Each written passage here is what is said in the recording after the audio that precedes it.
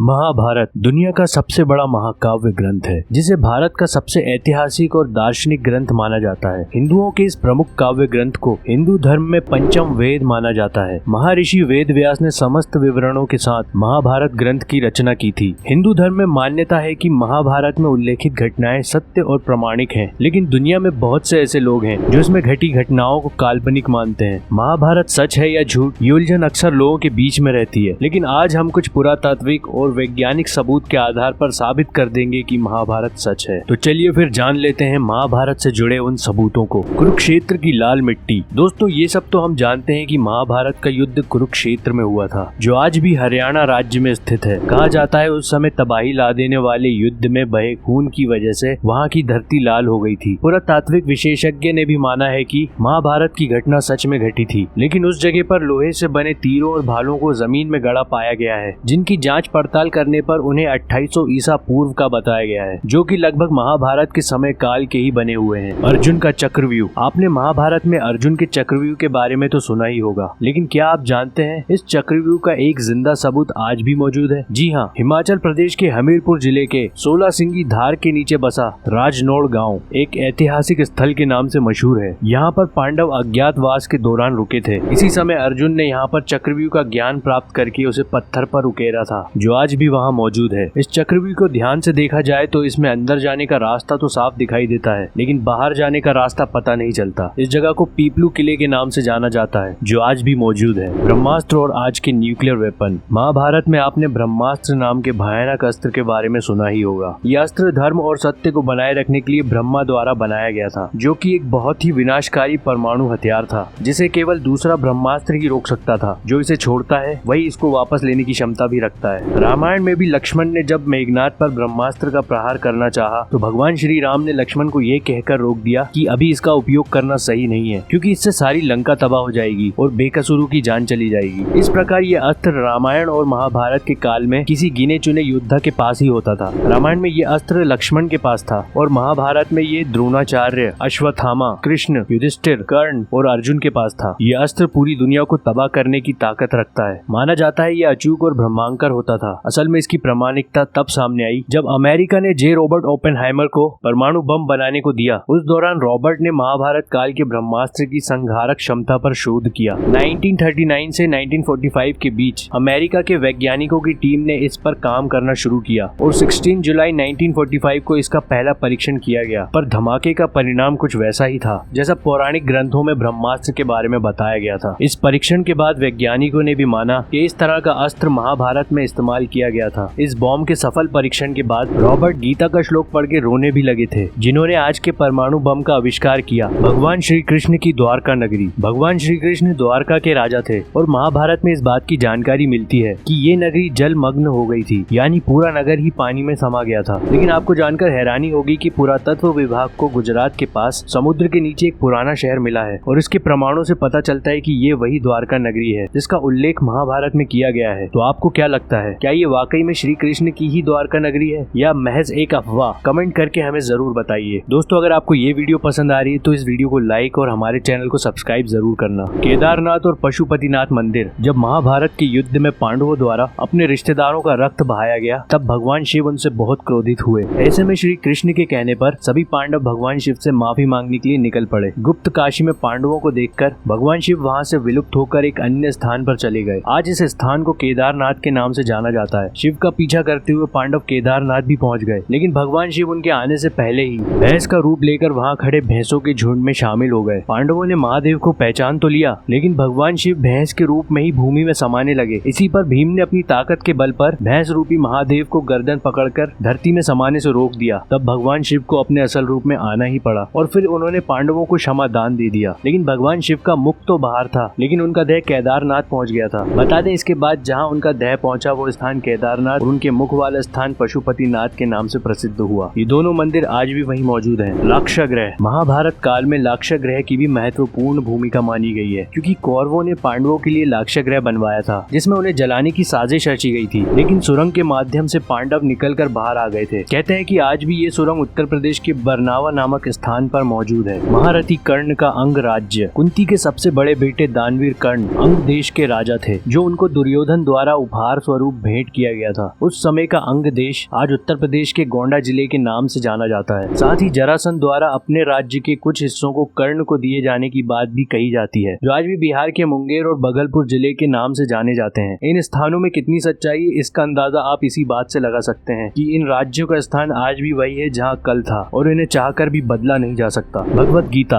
हिंदू धर्म में प्रमुख ग्रंथ के तौर पर भगवत गीता को देखा जाता है। आपने अगर कभी गीता पढ़ी होगी, आप ये बात अच्छी तरह से जानते होंगे कि गीता के वचन कोई सामान्य व्यक्ति नहीं लिख सकता। ये बात तो सभी जानते हैं कि गीता के वचनों को श्री कृष्ण ने महाभारत में अर्जुन को सुनाया था, और अर्जुन थे तो फिर पांडव, और पांडव थे तो फिर महाभारत भी हुआ था। दोस्तों, वैज्ञानिक खुद इस बात को मानते हैं कि महाभारत हुआ, लेकिन कुछ लोगों का मानना है कि ये सिर्फ एक महाकाव्य है। आपको क्या लगता है, ये कहानी है या हकीकत? कमेंट करके जरूर बताना। दोस्तों, अगर आपको ये वीडियो अच्छी लगी और आप आगे भी ऐसे ही इंटरेस्टिंग वीडियोस देखना चाहते हैं तो हमारे चैनल को सब्सक्राइब और नोटिफिकेशन बेल को ऑन कर दो, ताकि हमारी वीडियोस की नोटिफिकेशन सबसे पहले आपके पास आए।